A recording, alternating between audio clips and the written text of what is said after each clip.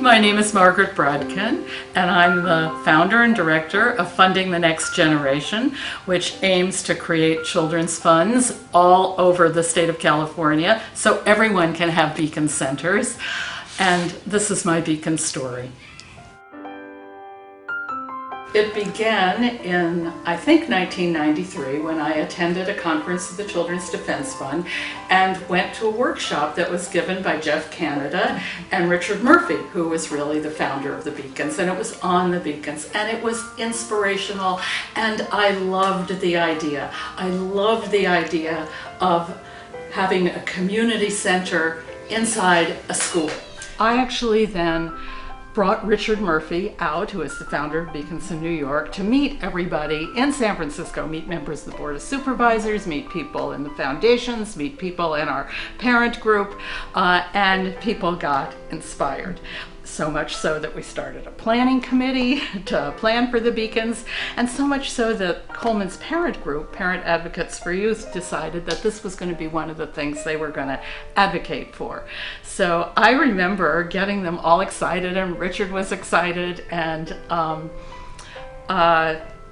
one of the parents said to me, "But where are we going to get the money to do this? We're just talking about something we believe." And I said, "Don't worry, if it's a good enough idea, we're going to find the money."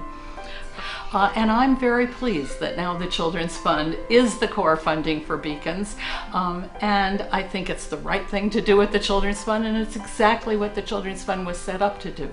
A few years later, I had the good fortune to go with Richard to New York to see the Beacons in action. And we were in a cab, and it was 9 o'clock at night, and I'm saying to Richard, we're going to a school at 9 o'clock at night? I'm sure it's closed. He said, "Don't worry." So we drive up to this school in this, not wonderful neighborhood, and everything was dark, except the school had this huge spotlight on it. It really was a beacon of the community, and it's after 9 by now. Walk in, it is the most happening place. There are women crocheting and making jewelry. There are young people playing their instruments and getting ready to give a concert, take a trip to the Dominican Republic.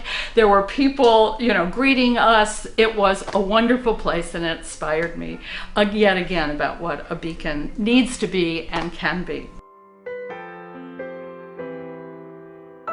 But the way it influenced my thinking, and then I, went on to become head of DCYF, was to really understand what an anchor institution is and why it's so important, and how a school can be a center of community and an anchor institution of the community.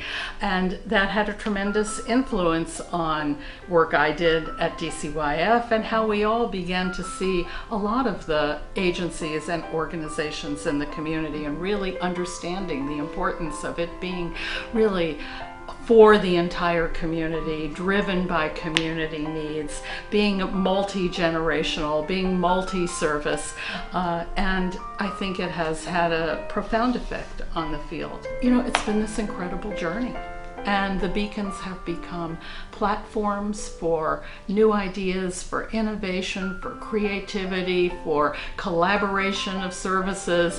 Each Beacon is totally unique and reflects the community that it's in. Beacons have learned to be partners with schools, and that has been another jump forward and evolution. And when I left DCYF and went to the school district to work on the whole idea of community schools, of course the Beacon model was foremost in my thinking. I think we've been able to sort of merge the community school vision of alignment with the school with the Beacon vision of being a key part of the community. The Beacons are now safe havens for young people. They have been very creative. They are throughout the city. I think most people know what a beacon is, or at least have heard the word, and I think that's wonderful. I think in terms of the future, the thing I want most is to protect all the wonderful things that we've done, but remember what the core vision was, and remember Richard's vision, and remember what the name Beacon means. It meant beacon, a center of the community. So as we develop better programming and more accountable programming and programming that is aligned with the school, I think the pendulum can swing back the other way to also remember that a core part of this vision is about the community and retaining that vision of a beacon as a community center. This is an exciting moment. We are celebrating 20 years, and congratulations to everyone here who made that possible, because 20 years is a long time in the history of community efforts and community initiatives. And you know, it's a tribute to the idea. It's a tribute to Richard, who I wish were alive here to celebrate with us. And it's an exciting moment, and it says to me that it is long lasting. There will be 20 years, 20 more years, and then 20 years after that. Because if you can make it through everything we made it through, and in 20 years, you're there for keeps, which is quite thrilling.